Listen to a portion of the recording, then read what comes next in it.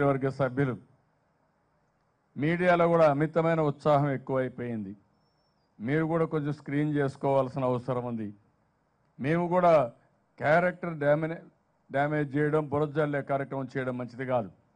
మీరు ఎవరన్నా వ్యక్తిగత ప్రయోజనాలు, వ్యక్తిగత కక్షలుంటే వేరే విధంగా ఇది చేస్తే బాగుంటుంది. కానీ ఆ నిమిషం కోసం లేకుంటే మీకేదో జరగలేదని మా మీద బురజల్లే కార్యక్రమం వస్తే, మేము కూడా బురజల్లే కార్యక్రమం వస్తే చాలా ప్రమాదం వస్తుంది.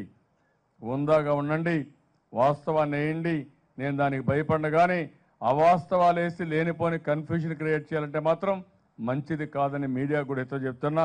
మీరు కూడా గుర్తుపెట్టుకోవాల్సిన అవసరం ఉంది.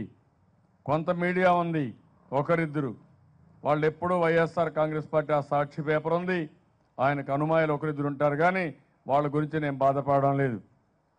నేను ఒకటే మిమ్మల్ని కోరేది, మనుషుల్ని క్యారెక్టర్ అసాసినేషన్ చేయొద్దండి.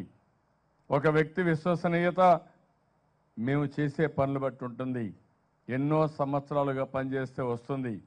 అట్లా కాకుండా గంటా శ్రీనివాసరావు గారు నా దగ్గర కూర్చొని మేము మాట్లాడుకుంటా ఉంటే ఆయన ఏదో లోటస్ పాండ్లో ఉన్నాడనో, దారిలో ఉన్నాడనో, మీటింగ్ ఫిక్స్ అయిందనో గాలి వార్తలు రాస్తే ఆ గాలి వార్తలు మంచిది కాదని మీడియాకు కూడా చెప్తున్నాను. తమ్ముళ్ళు, ఉత్సాహం పనికిరాదు. మీ మేనేజ్మెంట్ కూడా చెప్పాలి, వాళ్ళు వింటూ ఉంటారు.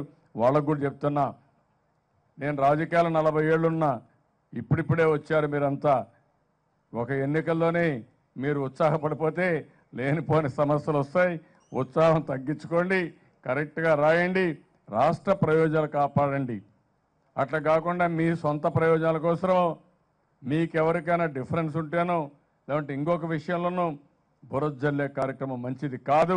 ఆ విషయం కూడా మీరు గుర్తుపెట్టుకోవాల్సిన అవసరం ఉందని చెప్పి మరొక్కసారి తెలియజేసుకుంటూ, ఈరోజు మరొక్కసారి వంగవీటి రాధాకృష్ణ గారిని, బాలాజీ గారిని ఇద్దరిని కోరుతున్నా. బాలాజీని తప్పకుండా నేను గౌరవిస్తా.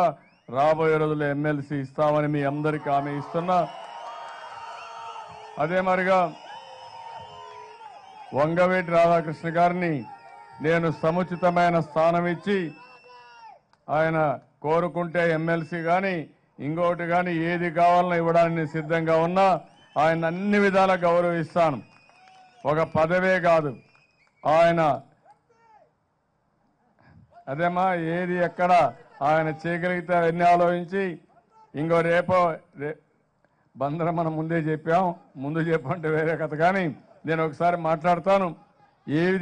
ఏది ఉందో, ఏ విధంగా చేస్తే బాగుంటుందో, వారి భవిష్యత్తుకు బాగుంటుందో, వారి సేవలు ఏ విధంగా ఉపయోగించుకోవాలనో పార్టీ ఉపయోగించుకుంటామని మరొక్కసారి మీ అందరికీ హామీ ఇస్తూ, ఈ కార్యక్రమానికి వచ్చిన మిమ్మల్ని అందరినీ మనస్ఫూర్తిగా అభినందిస్తూ అందరికీ నమస్కారాలు.